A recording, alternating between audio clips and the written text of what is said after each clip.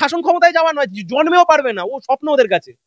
জীবনে বিজেপি ক্ষমতায় যাবে না, বিজেপিও জানে। তাহলে বিজেপির এখন মূল লক্ষ্য কি?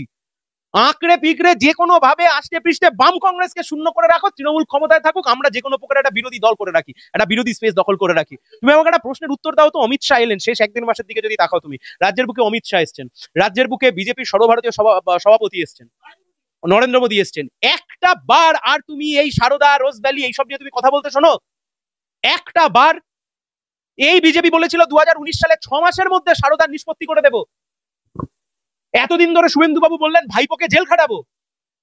নরেন্দ্র মোদী ভাইপো অভিষেক ব্যানার্জিকে জাপানে পাঠিয়ে দিল অপারেশন সিঁদুরের প্রচার করবার জন্য। ছ্যাবলাম হচ্ছে, গল্প হচ্ছে। এই যে তোমরা বারবার জিজ্ঞাসা করো যে এত কিছুর পরেও তৃণমূল কি করে যেতে, আমি জানি না তোমরা এই ভিডিওটা দেখেছো কিনা।